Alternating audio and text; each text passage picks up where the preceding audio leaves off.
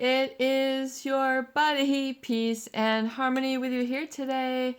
Much love going out to all the beautiful, empowered harmonizers.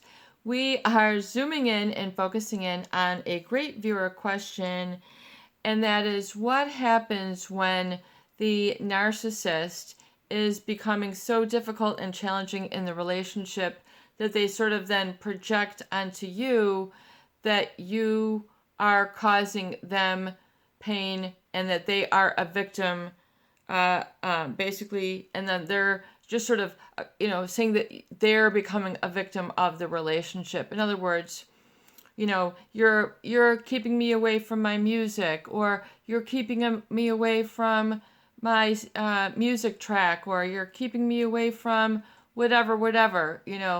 I'm not able to spend my time and do this, when it's really they can't commit to the relationship. And it's more than obvious, but they sort of paint that bleak picture that there's, a cloud hanging over your head, and that for them it should always be sunshiny days. And it's a feeling that, they are then basically saying that they are suffering. And, there's this sort of, not a shared empathy, which we've been discussing here a lot. So, how do you deal with that? And then how do you identify and have clarity from that? Because a lot of people do walk away from abusive relationships feeling guilty. People do walk away from abusive relationships feeling like the bad guy, the bad girl. They feel like heavy with guilt, shame, and it's usually they feel that shame has been generated within them, but it's actually a seed that is planted from the other. So a lot of people then kind of mistake the source of their feelings. They feel that the shame is like inherent to them, that they are inherently feel bad about themselves, but it's actually they're not even able to live at that sort of deep I am and that ownership, that strong grounded state. It's when the negative seeds are planted where they become skeptical of you. They might overreact. You might get the narcissistic rage. What's wrong with you? And their anger is very externalized, particularly on you or other people, things in the environment, and everything is wrong, either with the economy, their time that they need for their job, the time they need for themselves, what they can do, what they can't do, and especially if they feel the need to commit or the need to connect, which requires the empathy, which they have a deficit in. And the problem then is that you'll get these sort of blaming instances saying that they are a victim of you. You're causing me harm. It's usually detracting away from something that's more important, and they might have their grandiose, or fantasy like, goal that they're chasing after, but it's really doesn't compare to real or reality oftentimes, or what they've had as real or shared with you. So it becomes oftentimes you feel like you're being replaced by a fantasy, or replaced by some grandiose, or something that they're just in some other la la land, that they're somehow doesn't include conversation with other people, particularly those closest to them, people like you. So you get sort of ousted for no reason. And the other issue I would say with, the problem is when the narcissist, sort of, and especially if that love bombing had that sort of fantastical or magical, romantic love, or, enmeshment, a feeling, that sort of the illusion, maybe that they painted or you actually really experienced, but that once you see the narcissist oftentimes will encourage these types of grandiose plans, fantasy-like experiences, the perfect world, the perfect relationship, the perfect house, the perfect lifestyle. It just seems to, just have like a gift from heaven above, or at least certain element, or at least maybe particular elements of it that you sort of for some people it's that unanimous or universal. Maybe it might be select areas of that person or in that relationship.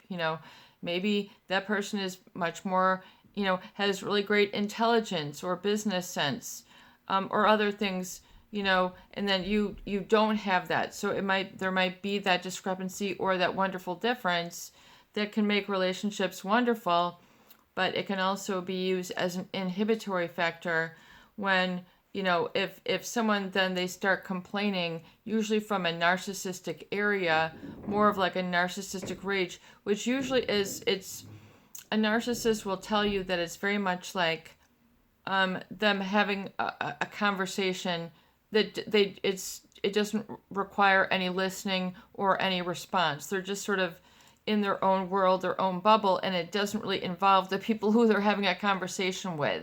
When you get the real malignant narcissist, or when things get really bad, things have really gone down the tubes, and then down the drain, and then down the gutter, and then out, to pasture, and it's just vulturistic, back and forth fighting. I mean, for some people, and they really, especially if they have taken it very sensitively, that, I invested a lot of time with you. A lot of people feel that way. A lot of couples feel that way. A lot of people who have been supply sources to narcissists or psychopaths feel that way, that they've invested a lot of their time. They've invested a lot of their heart. They've invested a lot of their focus.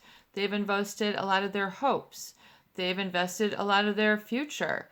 They've invested a lot of sweat equity, so especially that feels like something that can't be, that is lost, and lost for good. In other words, there's a value placed on that, or there should be, because it's difficult to get that back. Especially if there's been some very prime or formative or long periods, decades even of your life that have been invested with this person, and equally maybe even with a lot of misunderstanding, underrepresentation with this person, where you allowed yourself to get walked over like a waffle iron, and you just had to put up and shut up because they were laying the grid, they were laying the track, and if you spoke up, you got backhanded, backslapped, whiplashed, the evil eye, the evil stare, the cold shoulder, whatever it is, that is overpowering, that made you very uncomfortable, that you didn't know that you could stand up or how to, back down. You didn't know about how or perspective then. So, I mean, you can't fault yourself for that, and then just doing the best that you knew how at the time in order to grapple with it. It's kind of like, if you've done hiking, and then if you do hiking on maybe more of a boulder, path, if you've ever done that, that's a different kind of hike. You might not have the skills, but you might try it, but, you might not be able to get very far or be very good safely if you don't have further training or know about how to handle the boulders. It's very much like that when the relationship gets rocky, when it gets craggy, when it gets heated, escalated, and argumentative, and people are getting hurt. They're getting embarrassed. They're getting shamed. They're getting wasted out. They're taking everything about you the wrong way. Everything is seen in the lens of them wanting to make bad of you. They are skeptical, and it's just, everything that you do then, can be magnified through this lens of, here they go again and trying to make bad out of you where no bad is existing. There is plenty of that, but you're all of a sudden made to look like the bad guy. Like you might have been good, for periods of time, but all of a sudden, the sledgehammer seems to be coming your way emotionally. And, then there's this feeling that they are becoming a victim of you, and it just makes absolutely no sense. That's when things get very irrational, they get very heated, they get very escalated, they get out of whack, they get, out of shape, they bring out the worst of you. How long do you want to spend in that pattern? How long do you want to spend? Is that leg of your life, of your journey on that? Because you have to realize time is your most precious commodity. It's going to take time to heal, but if you don't spend the time to really work through some things and get some things right, what I call in the book that I'm working on, your lessons learned, that should be part of your recovery journal so that you can educate yourself, become emotionally educated about yourself. This might be one of the most valuable times of your life. You might spend a lot of time, a little time, or a lifetime, really discovering some gems about people, about life, about your own, perspective of truth, and validating that and making it mature, sophisticated, and really right on, for wisdom's sake. Don't allow that dampening of heart to be brought upon you, as they say, the old rain on your parade. Enough is enough. Turn on the lights. Turn on your own inner charm. Stop falling for those people who are trying to sweep you off your feet or disempower you or trick or what have you. If you've been through it and, you need to take assessment and, work on your perspective and take some time, really quality time, to figure some of these things out. And don't be afraid to, sort of, back down from, from a lot of that emotional bullying that takes place. And being, don't feeling bad, their time is their time that they chose to spend with you. Don't make it haunt you. Don't double it and triple it in your mind. Don't, people have to be responsible for themselves and accountable for their own behaviors. Really, that is the ultimate understanding, when you really understand. And so also to develop boundaries in this process rather than being, overly caring and losing yourself towards the caring of another, codependency, where you sort of lose perspective. If you're taking care of one person and then another, that becomes two. You're caregiving to three and then four, and then pretty soon you're just engulfed in becoming a caregiver, and that's the only need. Not only that do you get a chance to satisfy, but that becomes your identity, and it becomes your I am, and it becomes when it really gets further down the path and with a period of time, it can really make people feel exhausted, used, only, and then, complained about, or, not getting like in return. It can become like you're training the people around you to take advantage of you. That is a very important point, that you don't want to escalate that codependency. And then, because people sometimes, have to overdo, to feel that they are, proving their value by overdoing. And that can really lead to a lot of people feeling that they aren't accepted as a person, which they should be able to feel good as that. There's not the negativity that is needed. So don't allow them to keep their own negativity. Allow it to bounce back to them. That's theirs to play with. Don't absorb it. Don't take it in. And feel that, a lot of people really take it they take it very seriously. And they feel that, they're, that, and they can't really find anyone to get help with or pick themselves up. So when you've been treated with skepticism, sort of taking sides against you, just sort of, just making you feel more and more alone, I think oftentimes is the message, that they are sort of trying to single you out, and oftentimes to cause you to feel, alone, that i.e. nobody gets you. And then, but the narcissist always wants to kind of be like, they've already got their posse, they've already got their support system, they've got their band, they've got their community, they've got their following. They're always going to, just get back to them, which is just business as usual, life as usual, complete with their entitlement, their grandiosity, and their fantasies. And, the fantasy, they can't back up their own fantasies. that's problematic. So they have to either have others back down so then they can get others reinitiated into a fantasy that also won't, flesh out. So it's important to understand and distinguish the difference. So you're not there with a heavy hand, do you see what I'm saying? They're going to mistake everything that you are doing. They're going to take it the wrong way. It's just they then develop this power, this very reactive, just sort of very opinionated. When they really start to turn against you, it feels like it's just coming from a new person. They turn very sour. That's how they it's a manipulative. It's a put down. It's a form of manipulation, not a form of communication. I think it's what's an important lesson learned. I hope that all of our viewership really, if they don't understand or have a difficulty learning and growing, is to understand what is communication and what is manipulation, and understand that in all its myriad forms. And how you can identify what that is, and then you'll be able to see red flags right away. And you won't have to deny your senses. You won't have to deny your eyes. You won't have to deny your heart. You won't have to put a lock and key on it. You won't have to do all that. I just think, it's such a strange phenomenon, but people don't realize that it's happening, so they undergo a lot of suffering.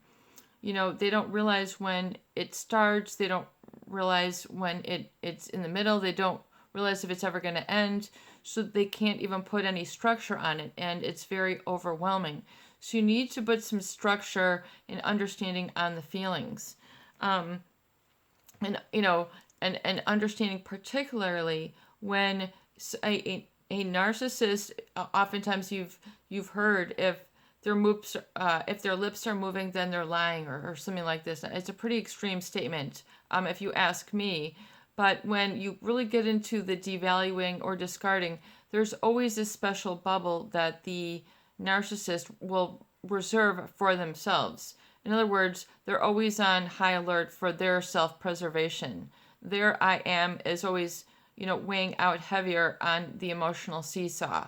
They're more important, and they will sure let you know that you, on the other hand, are not. In fact, they will oftentimes use shaming or being distrustful, being skeptical, and just sort of taking sides. Just kind of seems like it, especially when it's narcissistic, it really seems to come out of nowhere, from sour ground, from sour, toxic, stagnant places, and that stagnation and toxicity is within them. I mean, that's something that is not desirable or attractive or a good energetic match for a lot of people.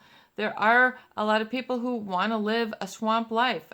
They just want to live like a rock and roll life, like they're just still kids, teenagers, and every day waking up like they don't know where they are, and oh, ain't it grand, we're still living a rock and roll life, And, a lot of narcissists are kind of, that lifestyle can kind of be like that. You might suddenly say, I, want to grow, or I need to grow, or I am different than this. And that is okay.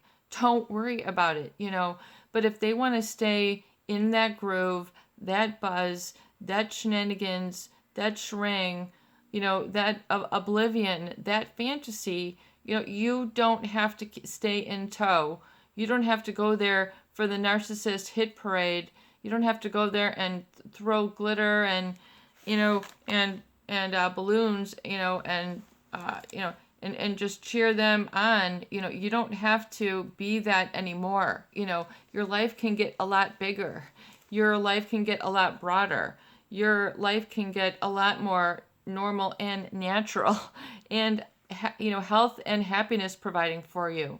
If you're in a relationship with a lot of stress, it's going to make you sick. It's going to break you down. It'll not only break you down emotionally, but that is inextricably connected with the body. You feel emotions in your body, and those tissues are all connected to your breathing, your immune system, your digestion, your sleep cycles, your heart rate, your blood pressure, your kidney function, your hormones. I mean, it is all connected. So if you don't think stress affects your health wise, it's not like stress, exists in some cloud 2 blocks away from you. It's in your body, that aggravated, agitated state, which a lot of narcissists kind of interpret as alive. They get a rush and they get a reward on things oftentimes that are much different than the everyday person. So a lot of people say, I can't keep up with them anymore. And it's not that you're getting older. You're just, coming to your senses. You're just wising up. You're just wising up to the fact. You're just seeing things correctly now. You are right on target. You are getting into alignment where your energy is connected. You're not always looking out for them. You're okay in looking out for you, and that doesn't feel so bad. That doesn't feel so small. In fact, that feels like home. That feels like the right place. That feels like the right thing to do, and it is okay, and it's actually to be celebrated and felt with with gratitude and victory, and security. I mean, and manageability, and more serenity and the good positive aspects rather than things swinging back and forth, negative to positive, positive, negative, negative, negative, positive, negative. I mean, how many ups and downs would you like to follow? I mean, if you could draw a chart, how many ups and downs do you really want? Have you been on enough? Has it been jagged enough? Enough jagged little pills like the Alanis Morissette?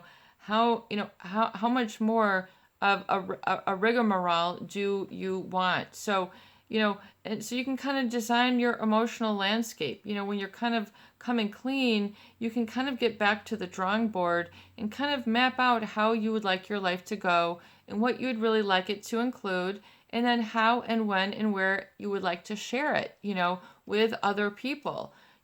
Experimenting, trying things on for size, seeing how it goes, seeing what fits for you, and remaining in control. And furthermore, but enriching your connection with your desire, your dream, your future, just sort of having ambition and being comfortable with ambition, not just fear of success, fear of succeeding, or lack of belief. Oh, that'll never work. Then you've already set yourself up, you've already spoken it into existence. So you become very careful of your language. You become very careful of what you believe, and you correct it when necessary. If you're automatically, coming out of this as a head spin, and you're, I this will never happen for me, i.e. heal. I will, if you're saying I will never heal, I will never meet somebody, I will never be happy again, I will always, then you're speaking it into existence. It's part of your personal growth also sort of is a takeaway gift from your narcissist relationship is to realize that you are responsible and accountable, and that is a huge, gift and a huge prize to receive from the relationship, is to understand, that, you have that boundary and that standard which you own and can speak up fully and completely and expect to be identified and recognized with, even if you need to be a force to be reckoned with. But you develop that sort of X-ray like vision, which is a huge skill, to be able to identify as a takeaway.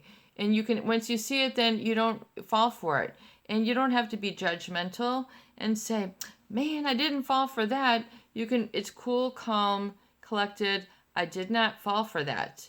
And not being judgmental, because really, if you hold on to a lot of judgment after these relationships, a lot of, but it's important that you be wise. In other words, not just trusting everybody, but being selective, being careful, being cautious, not, not making the same mistakes. Your lessons learned should be clear to you, and they should be written down so when you go back, you can refresh yourself.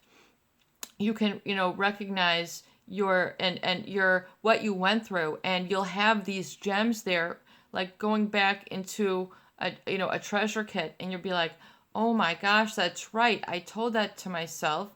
I wanted to, if I didn't have, so much heartache, I would really love to. And one of those things that said, get going on that spring event, and then I never followed through. And then if you had only followed through and looked at it, you would have been on a whole different path, a whole different trajectory, a whole different I am. And you can't be afraid. You realize, though, if you are afraid of success, you will speak that into existence. If you can embrace success in a balanced way, then you will experience success in a balanced way. So you have to realize that as a huge takeaway is that you become, accountable. Your voice and what you speak into existence is what you are going to create and manifest.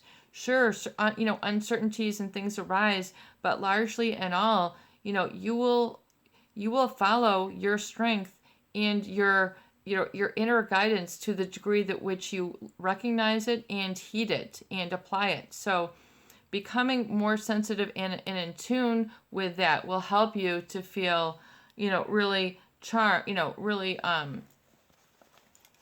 really just sort of in chime with yourself. You're able to share a real laugh. You're able to share a real joy. You're able to share real companionship. You're able to speak your life into existence in what makes sense to you and what feels healthy. And you're able to adjust and become a little bit more resilient when things get unhealthy or you're getting in the funk. So you're able to adjust, and namely find the seat of your self-belief. What you believe and what you need to be able to go hand in hand with harmony, like an inner harmony. So you might have sort of when you're healing, you might have some tug and war moments within yourself to go this way or that way. Be this, stay, single or go with somebody. Go with somebody or be single. Start dating but casually, or only be serious. Am I being too serious? So you might have, some different, you might have to try on some different perspectives and try on some different attitudes that are in harmony with your heart, and not just going wild, or, not going down the same path that got you in trouble before. Because, there's only so many lessons you want to learn so many times. And there's only so many setbacks that you want to go through. There's only so many, backslides